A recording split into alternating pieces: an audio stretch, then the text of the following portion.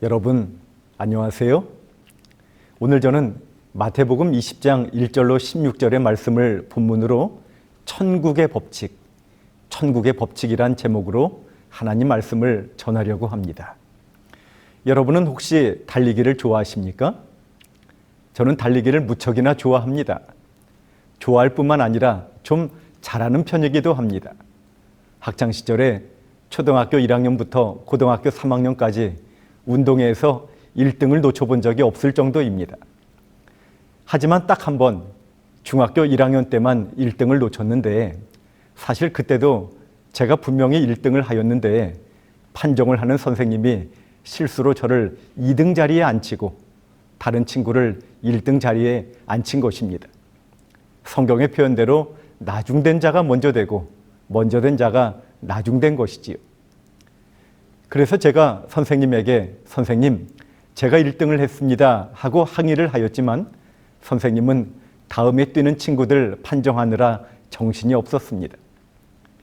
그 당시 1등은 공책 3권, 2등은 2권, 3등은 1권을 주었는데 제가 그냥 있었다면 공책 2권이라도 받을 수 있었겠지만 저는 억울해서 그냥 나와 버렸고 아무것도 받지 못했습니다. 그런데 얼마 후에 아마추어 사진 작가였던 국어 선생님이 제가 1등으로 들어오는 장면을 사진으로 찍어서 제게 선물로 주었습니다. 결승선을 통과하는 그 순간이 카메라에 찍혔는데 결승 테이프가 제 가슴에 걸려 있었습니다.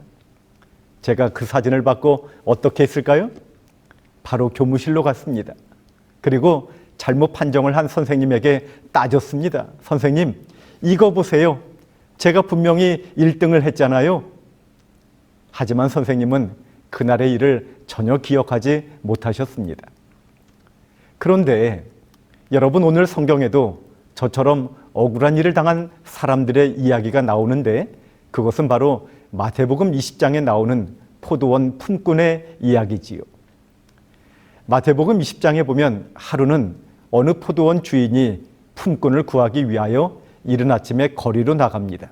그리고 사람들을 만나서 일당으로 한 데나리온을 약속하고 일을 시킵니다. 하지만 아직도 일손이 부족했나 봅니다. 3절에 또 제3시에 나가보니 장터에 놀고 서 있는 사람들이 또 있는지라 그들에게 이르되 너희도 포도원에 들어가라. 내가 너희에게 상당하게 주리라.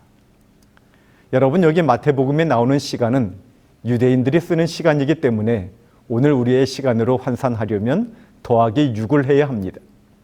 그러므로 제3시는 아침 9시를 말하는 것이겠지요. 포도원 주인은 이른 아침뿐 아니라 아침 9시에도 사람들을 불러 일을 시켰습니다. 또 낮 12시에도 오후 3시에도 그렇게 하였습니다. 심지어 일이 끝나기 전인 1시간 전인 오후 5시에도 나가서 동일하게 사람들을 불렀던 것이지요. 그 당시 유대인들의 노동시간은 보통 해 뜰 때쯤인 아침 9시에 시작해서 해 질 때쯤인 6시에 마쳤습니다. 그러니 일찍 온 사람들은 하루 종일 12시간을 일한 것이지만 5시에 부름을 받은 사람은 1시간밖에 일하지 않은 셈입니다.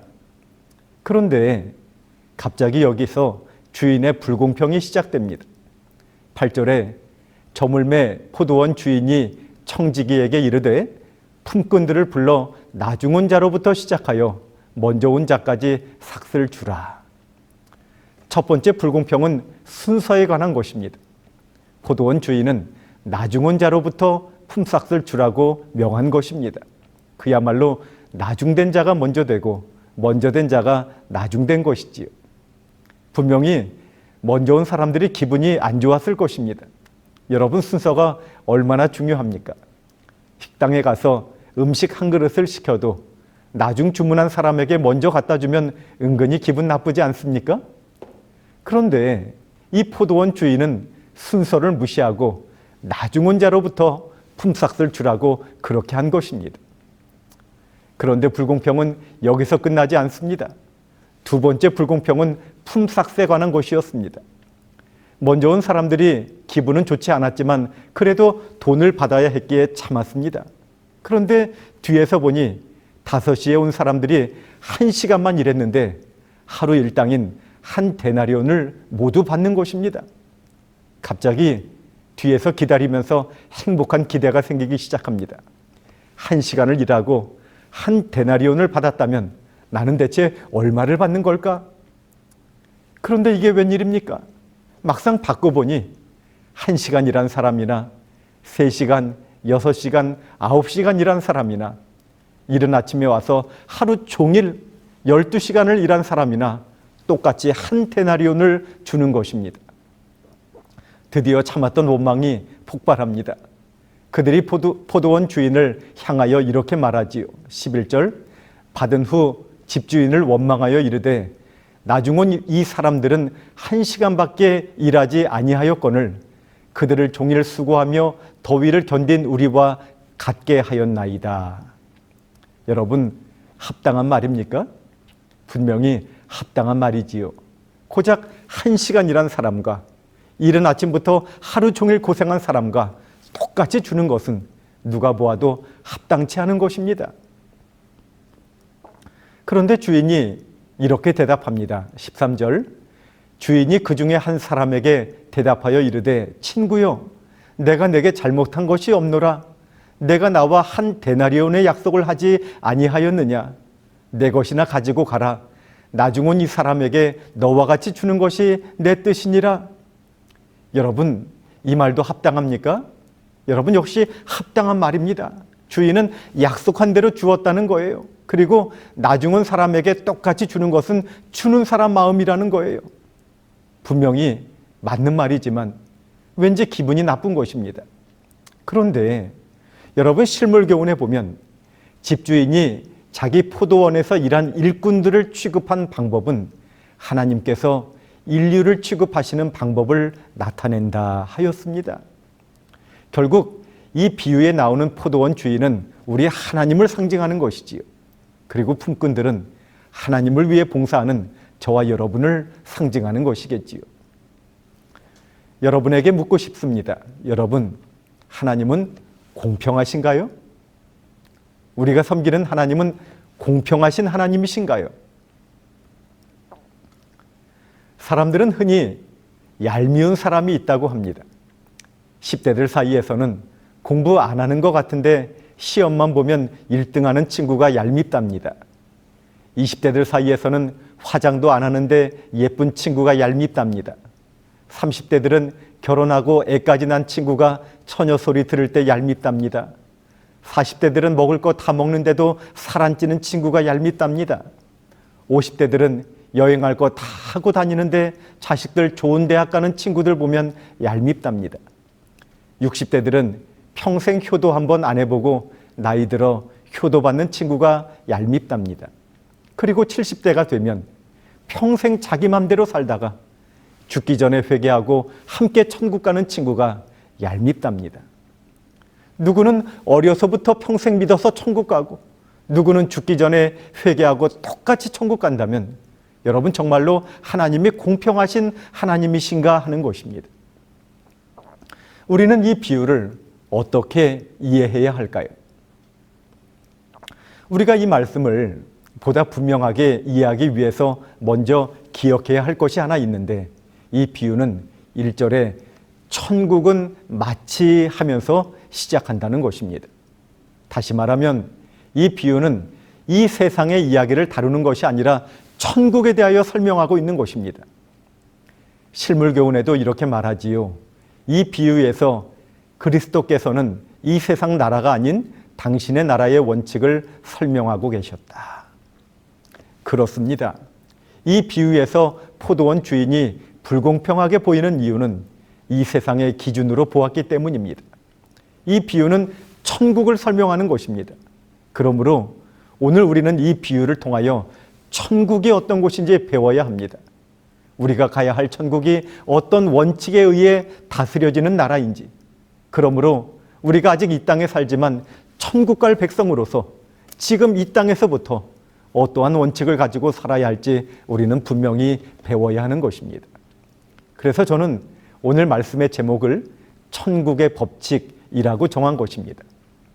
특별히 오늘 저는 이 말씀을 통하여 이미 천국을 품고 사는 우리들이 이 땅에 사는 동안 어떠한 원칙을 가지고 살아야 할지 천국의 법칙 3가지를 말씀드리고자 합니다. 첫 번째로 천국의 법칙은 생명의 법칙입니다. 생명의 법칙. 성경에 보면 하나님은 언제나 가난하고 어려운 사람들을 배려하며 살라고 말씀하셨지요. 신명기서에 보면 가난한 사람에게는 이자도 받지 말라 하셨습니다. 밀밭이나 포도밭을 가지고 있는 사람들은 배고픈 사람들이 와서 먹고 가도록 허락하라 하셨습니다. 또 밀밭의 모서리는 가난한 사람들을 위하여 추수하지 말고 남겨두라 하셨고, 타작하다가 땅에 떨어진 이삭은 줍지 말라 하셨습니다. 특별히 신명기 24장 15절에 보면 하나님은 가난한 노동자들을 위하여 그 품삯을 당일에 주고 해진 후까지 미루지 말라고 하셨습니다. 왜 그러셨을까요? 왜냐하면 그 품삯은 그 사람들의 가족의 생명을 유지하기 위한 그날의 생계비였기 때문입니다. 포도원 주인에게 불평했던 사람들은 그저 그 한 데나리온을 품삯으로 여겼지만 하나님은 그것을 그 가족들의 생계비, 다시 말하면 생명값으로 생각하신 것입니다. 여러분, 일을 많이 한 사람이나 적게 한 사람이나 모두 생계비가 필요했을까요? 그렇습니다. 그래서 하나님은 그들의 생계를 생각해서 품삯이 아니라 생명값을 똑같이 나누어 주신 것입니다. 성도 여러분, 오늘 우리는 하나님의 최고의 관심은 생명에 있다는 것을 알아야 합니다. 그분은 우리의 생명을 귀히 여기는 분이십니다. 그러므로 하나님이 다스리는 천국은 바로 생명의 법칙, 생명의 법칙으로 움직이는 곳이고, 천국에서 최고의 관심사는 생명이라는 것을 우리는 기억해야 합니다. 그래서 예수님도 자신이 이 땅에 오신 목적을 요한복음 10장 10절에 내가 온 것은 양으로 생명을 얻게 하고 더 풍성히 얻게 하려는 것이라 말씀하신 것이지요. 우리는 흔히 집에서 어머니가 하는 일을 살림살이 한다 이렇게 말을 합니다. 그런데 여기서 살림이란 말의 어원은 살리다라는 말에서 왔고, 또 살이라는 말도 동일하게 살리다라는 말에서 왔다고 합니다. 그래서 살림살이는 결국 사람을 살리고 살리는 일을 하는 것입니다. 그런데 세상에 어느 어머니가 남편에게 당신 오늘 돈 적게 벌어왔으니 조금만 드세요 하고, 또 자녀에게 너는 아직도 취업을 못했으니 돈 벌어올 때까지는 밥 먹을 생각도 하지 말아라 이렇게 말하는 어머니가 어디 있겠습니까? 오히려 취업이 안 돼서 낙담한 자녀에게 밥을 더 많이 퍼주면서 너 이거 먹고 힘내라, 좋은 날이 올 거야, 우리 힘내자 이렇게 용기를 주지 않겠습니까? 여러분, 이것이 바로 우리가 섬기는 하나님의 마음이라는 것입니다. 세상의 어머니들이 살림살이 하는 것처럼 하나님도 우리의 생명을 귀히 보시고 살리고 살리기를 원하시는 것입니다. 제가 20년 전에 처음으로 중국을 방문했을 때의 인상적인 장면을 보았던 기억이 납니다. 이른 아침에 길가에 나가보니 남자들이 나무판에 한문으로 무엇인가를 써서 목에 목걸이처럼 걸고 서 있는 것입니다. 친구에게 물어보니 그 나무판에 적은 것은 그 사람이 할 수 있는 기술이랍니다. 우리로 말하면 목수, 철공, 미장이, 타일 뭐 그런 것이겠지요. 그런데 잠시 후에 트럭을 몰고 온 사람들이 그 서 있는 사람들 중에 골라서 당신 이렇게 사람을 골라서 트럭에 태우고 어디론가 데려가는 것입니다. 그렇게 불려간 사람들은 그날 그 기술을 활용하여 일을 할 수 있었던 것이겠지요. 지금은 중국도 인건비가 많이 올랐지만 그 당시만 해도 그렇게 불려간 사람들이 하루 일당으로 받는 돈은 우리 돈 겨우 4,000원이 채 되지 않는 돈이었습니다. 하지만 그렇게 하루 종일 일을 하고 일당을 받으면 집에 갈 때에 중국 사람들이 주로 먹는 망토라고 하는 하얀 빵을 한 봉지 가득 사갈 수 있었습니다. 가족들이 얼마나 좋아할까요? 그리고 그런 가족들의 모습을 보면서 아버지로서 얼마나 뿌듯할까요? 하지만 부름을 받지 못한 사람들은 그럴 수가 없는 것입니다. 자신들도 배가 고팠지만 가족들을 생각하면 더 힘들었을 것입니다. 만약에 우리가 일꾼들을 사용하는 사용자의 입장이라면 당연히 젊고 힘세 보이고 일을 잘할 것 같아 보이는 사람들을 골랐었겠지요. 하지만 반대로 노동자의 입장에서 보면 약하고 병들고 나이 든 사람은 오늘도 부름을 받지 못했다면 분명히 어제도 그제도 부름을 받지 못했을 가능성이 큰 것입니다. 실제로 오후까지도 불려가지 못하고 길거리에 그냥 서 있는 사람들을 여러 번 보았는데 그렇게 처량해 보일 수가 없는 것입니다. 6절에 이르되 너희는 어찌하여 종일토록 놀고 여기 서 있느냐 이르되 우리를 품꾼으로 쓰는 이가 없음이니이다. 여러분, 어쩌면 5시에 부름을 받은 사람들은 무능한 사람들이었을 것입니다. 사람들이 일꾼으로 잘 부르지 않는 늙고 왜소하고 어딘가 좀 부족해 보이는 그런 사람들이었을 것입니다.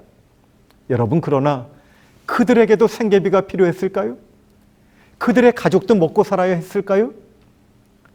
어쩌면 포도원 주인은 일손이 필요했기 때문이라기보다 그들의 생계가 걱정이 되어서 그들을 잠깐이라도 불러서 일을 시키고 그 가족들의 생계를 위하여 빨리 돈을 주고 싶은 그런 마음이 아니었을까요? 그리고 그들의 가족들이 더 배고픈 것을 알았기 때문에 그들에게 먼저 품삯을 주어서 빨리 가서 굶고 있는 가족들 먹이라고 배려한 것이 아닐까요? 사랑하는 여러분, 우리 하나님의 최고 관심사는 생명 살리는 것임을 우리는 알아야 하는 것입니다. 디모데전서 2장 4절에 하나님은 모든 사람이 구원을 받으며 진리를 아는 데 이르기를 원하신다고 하였습니다. 오늘 비유에서 포도원 주인은 사람들의 생계를 위하여 한 데나리온을 주었지만 실제로 그 포도원 주인이 상징하는 하나님은 우리의 생명을 살리기 위하여 십자가에서 자신의 생명을 송두리째 내주셨습니다. 창조주이신 하나님이 피조물인 우리의 생명을 살리기 위하여 자신의 생명을 주실 만큼 그분은 우리를 그렇게 사랑하시고 우리를 그토록 살리기를 원하셨던 것입니다. 그러므로 여러분, 이미 천국을 소유한 우리들은 그 하나님의 마음을 헤아리면서 천국의 법칙인 생명의 법칙을 마음에 품고 살아야 합니다. 이 땅에 사는 동안 다른 어떤 것보다 생명 구하는 일에 최고의 관심을 두고 살아야 한다는 것입니다. 제가 아는 어느 장로님은 의사신데 그분의 최고 관심사는 얼마나 환자들이 많이 오느냐, 그래서 돈을 얼마나 많이 버느냐에 있지 않습니다. 그분의 최고 관심사는 언제나 영혼을 구하는 것입니다. 그래서 진료를 하면서도 하나님께서 전도의 기회를 주시도록 간절히 기도를 하고, 그러다가 마음문이 조금이라도 열리기라도 하면 상담을 하고 식사를 대접하면서 소그룹으로 또는 교회로 데리고 오는 것입니다. 그 장로님을 통하여 참으로 많은 사람들이 하나님께 인도되는 모습을 보면서 저는 마음에 큰 감동을 받았습니다. 성도 여러분, 여러분은 어디에 관심을 두고 사십니까? 여러분의 최고 관심사는 무엇이고 여러분은 어디에 최고의 애정을 두고 시간과 돈을 투자하며 살고 있습니까? 천국의 법칙은 바로 생명의 법칙입니다. 이미 천국을 소유한 우리들은 생명을 살리는 일이 우리의 최고의 관심사요, 최우선 가치가 되어야 할 줄로 믿습니다. 생명의 법칙을 마음에 품고 이 땅에 사는 동안에 영혼을 구원하는 일에 최선을 다하는 저와 여러분이 되기를 간절히 바라겠습니다. 두 번째로, 천국의 법칙은 은혜의 법칙입니다. 천국의 법칙은 은혜의 법칙입니다. 이 세상을 지배하는 법칙은 대가의 법칙이지요. 많이 일하면 많이 주고 적게 일하면 적게 주는 것입니다. 하지만 오늘 비유를 보면 5시에 부름을 받은 사람에게도 동일하게 한 데나리온의 품삯이 주어졌는데 그것은 대가가 아니라 은혜였습니다. 여러분, 우리 주님은 이 비유를 통하여 천국은 노력의 대가로 가는 것이 아니라 하나님의 은혜로 가는 곳임을 알려주시기를 원하셨던 것입니다. 오늘 본문인 마태복음 20장의 포도원의 비유를 보다 잘 이해하기 위해서 우리는 바로 앞장인 마태복음 19장을 살펴볼 필요가 있습니다. 마태복음 19장에 보면 한 부자 청년이 예수님을 찾아와서 이렇게 묻지요. 16절에 선생님이여 내가 무슨 선한 일을 하여야 영생을 얻으리이까? 그 당시 유대인들은 하나님의 축복은 노력을 통하여 대가로 받는 것이라 생각을 하였습니다. 특별히 이 청년은 부자였기 때문에 이 모든 부가 자신이 의롭게 산 것에 대한 하나님의 보상이라고 생각을 하였습니다. 그래서 이미 자신은 영생을 얻을 충분한 자격이 있다고 생각하였고 예수님께 와서 이 사실을 확인받고 싶었던 것입니다. 하지만 예수님의 대답은 그를 무척이나 당황하게 하였지요. 21절에 예수께서 이르시되 내가 온전하고자 할진대 가서 내 소유를 팔아 가난한 자들에게 주라. 그리하면 하늘에서 보화가 내게 있으리라. 그리고 와서 나를 따르라. 예수님은 그 청년의 재물이 오히려 천국을 소유하는데 걸림돌이 되는 것을 보셨습니다. 그래서 그 청년에게 이 세상의 재물 대신에 영원한 하늘 보화를 붙잡을 기회를 주셨던 것입니다. 하지만 청년의 반응은 어떠했습니까? 22절에 그 청년이 재물이 많음으로 이 말씀을 듣고 근심하며 가니라 하였습니다. 예수님은 그 청년의 뒷모습을 안타깝게 보시면서 제자들에게 부자가 천국 들어가는 것이 낙타가 바늘기 들어가는 것보다 어렵다고 말씀하시지요. 여러분, 이 말은 부자가 돈이 많아서 천국 가기 어렵다는 말씀이 아니라 돈 많은 것을 자기의 의로 여기는 사람, 다시 말하면 스스로 자격이 있다고 여기는 사람이 천국 가기 어렵다고 말씀하신 것입니다. 그러면서 결론적으로 주신 말씀이 바로 30절에 그러나 먼저 된 자로서 나중되고 나중된 자로서 먼저 될 자가 많으니라 하신 것입니다. 여러분, 그러므로 결국 먼저 된 자로서 나중된 자는 스스로 의롭다고 여기는 사람, 자신들이 율법을 지켰기 때문에 또 의롭게 살았기 때문에 스스로 천국 갈 자격이 있다고 여기는 사람들을 대표하는 말인 것입니다. 그런 사람들은 분명히 천국에 적합하지 않은 사람들이고 분명히 먼저 된 자로서 나중될 사람들입니다. 반면에 나중된 자로서 먼저 될 사람들은 어떤 사람입니까? 그들은 스스로 자격이 없다고 생각하는 사람들입니다. 그래서 하나님의 은혜를 믿음으로 붙잡는 사람, 천국은 바로 이런 사람들이 가게 된다는 것이지요.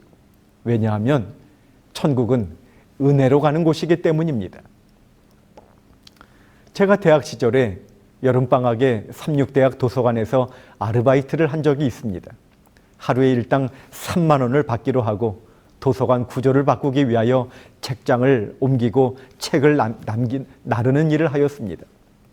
일주일 동안 매일 3만 원의 일당을 받고 일을 했고 특별히 마치는 일요일에는 보너스로 6만 원을 받기로 되어 있었습니다. 그런데 같이 일하던 친구가 마지막 날에 보이지 않는 것입니다. 나중에 알고 보니 그 친구는 전날 밤에 우유 공장에서 밤새도록 일을 하고 너무 피곤해서 한쪽에 쓰러져 하루 종일 잠을 잔 것입니다. 그리고 저녁에 일당 받는 자리에 부스스한 모습으로 나타났던 것이지요. 우리는 과연 이 관장님이 그 친구에게도 동일하게 돈을 주실까 궁금하였습니다. 그런데 관장님은 그 친구가 일하지 않은 것을 알면서도 모른 척하면서 동일하게 6만 원을 준 것입니다. 여러분, 우리에게 3만 원은 품삯이었고 3만 원은 은혜였지만 그 친구에게는 6만 원 전부가 은혜였던 것입니다. 에베소서 2장 8절 너희는 그 은혜에 의하여 믿음으로 말미암아 구원을 받았으니 이것은 너희에게서 난 것이 아니요 하나님의 선물이라. 성도 여러분, 천국은 은혜로 가는 곳입니다. 우리는 값으로 헤아릴 수 없는 주님의 사랑과 십자가의 은혜로 구원을 받았습니다. 그 은혜로 구원받은 우리가 자랑할 것이 있겠습니까? 자격 없는 우리가 은혜로 구원받았는데 남을 함부로 비판하고 정죄할 수 있을까요? 분명히 남을 쉽게 비판하는 사람은 아직도 하나님의 은혜를 제대로 경험하지 못한 사람일 것입니다. 진정으로 은혜로 구원받은 사람이라면 남의 실수나 잘못에 대하여 관대한 사람이 될 것입니다. 그리고 늘 감사하면서 기쁨으로 감격으로 신앙을 할 것입니다. 사랑하는 성도 여러분, 천국의 법칙은 은혜의 법칙입니다. 우리에게 베푸신 그 크신 은혜를 생각하면서 늘 감사로 신앙하시고 사람들을 관대하게 대하며 자신을 자랑하지 마시고 십자가만 자랑하며 사시는 저와 여러분이 되시기를 간절히 바라겠습니다. 마지막으로 천국의 법칙은 헌신의 법칙입니다. 헌신의 법칙. 여러분, 오늘 비유에서 5시에 부름을 받은 일꾼들이 어떻게 일을 했을까요? 실물교훈에 보면 11시에 포도원에 온 자들은 저희가 일할 기회를 얻게 된 것에 대하여 감사하는 마음을 가졌다. 저희 마음은 그들을 일꾼으로 불러주신 주인에 대한 감사로 가득 차 있었다. 그들은 불러주신 은혜가 고마워서 감사함으로 일했을 것입니다. 여러분, 이것이 바로 은혜로 구원받은 사람들이 하나님을 위하여 섬기는 헌신의 법칙이라는 것입니다. 제가 전도사로 처음 부임했던 임지에서 만났던 장로님이 세월이 흘러서 은퇴를 하시고 제가 포천에서 목회할 때에 교회 곁으로 이사를 오셨습니다. 그런데 이 장로님이 거의 매일 교회에 와서 청소를 하고 교회 차를 정비하고 화단을 돌보는 것입니다. 저는 그런 장로님의 건강이 걱정이 되어서 하루는 장로님 좀 쉬엄쉬엄 하세요 이렇게 말씀을 드렸는데 장로님이 이렇게 말하는 것입니다. 목사님, 하나님 베푸신 은혜를 생각하면 일하는 것이 너무나 감사해서 쉬엄쉬엄 할 수가 없습니다. 나는 이렇게 일하는 것이 너무 행복하니 내 걱정은 하지 마세요. 여러분, 이것이 바로 하나님을 위해 일하는 백성들에게 있어야 하는 헌신의 법칙이라는 것입니다. 실물교훈에는 이렇게 말합니다. 우리의 일이 하나님께 간합되도록 해주는 것은 우리가 일한 시간의 길이가 아니라 그 일에 자원하여 바친 우리의 마음과 충실함이다. 모든 봉사에는 완전한 헌신이 요구된다. 그분은 우리가 성취한 일의 분량보다도 우리가 일하는 동안 가졌던 사랑과 성실성을 더욱 귀히 보신다. 저는 오늘 마태복음 20장의 말씀을 묵상하면서 이런 생각을 해보았습니다. 아침 6시에 부름을 받은 사람들은 모태부터 하나님을 믿은 사람, 9시에 부름을 받은 사람은 어려서부터 예수 믿은 사람, 12시에 부름을 받은 사람은 청년의 때에, 또 오후 3시는 장년이 되어서 믿은 사람, 그리고 5시는 노인이 되어서 예수 믿은 사람이 아닐까. 그런데 여러분, 이렇게 예수님을 믿은 시기가 저마다 다른데 똑같이 구원을 받았다면 누가 가장 행복할까요? 여러분, 누가 가장 행복할까요? 저는 일찍부터 예수 믿은 사람이라고 생각합니다. 왜냐하면 진정으로 하나님의 은혜를 아는 사람이라면 주님을 위하여 더 많이 일하는 것을 진정한 행복으로 여길 것이기 때문입니다. 특별히 어거스틴은 이 비유를 기독교 역사의 각 시대에 비유하여 설명을 하였는데, 여러분, 그런 관점에서 보면 이 마지막 시대에 부름을 받은 저와 여러분은 분명히 5시에 부름을 받은 일꾼들이 아니겠습니까? 사랑하는 성도 여러분, 우리 모두 5시에 부름을 받은 일꾼으로서 주님께 충성하는 성도들이 되십시다.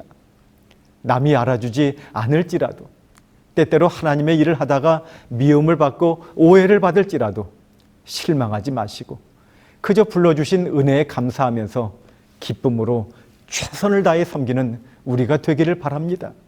왜냐하면 천국은 바로 그런 마음으로 일하는 사람, 헌신의 법칙으로 살아가는 사람들이 사는 곳이기 때문입니다. 사랑하는 성도 여러분, 오늘 우리는 천국이 어떤 원칙으로 다스려지는 곳인지 천국의 법칙 3가지를 확인하였습니다. 첫째로, 천국의 법칙은 생명의 법칙입니다. 우리 주님의 최고의 관심사는 생명을 살리는 것입니다. 우리도 이 땅에 사는 동안 영혼을 구원하는 일에 최선을 다하며 살도록 하십시다. 두 번째로 천국의 법칙은 은혜의 법칙입니다. 5시에 부름을 받은 일꾼처럼 우리는 은혜로 구원받은 사람들입니다. 자신을 자랑하지 말고 오직 십자가만 자랑하면서 정죄하는 신앙이 아니라 관대한 신앙, 은혜와 감사의 신앙 하게 되기를 바랍니다. 마지막으로 천국의 법칙은 헌신의 법칙입니다. 불러주신 은혜를 생각하면서 무슨 일을 맡겨주시든지 충성하는 우리가 되도록 하십시다. 우리 모두 생명의 법칙, 은혜의 법칙, 헌신의 법칙을 마음에 품고 사는 진정으로 천국 백성으로 살아가시는 저와 여러분이 되시기를 바라면서 말씀을 마치도록 하겠습니다.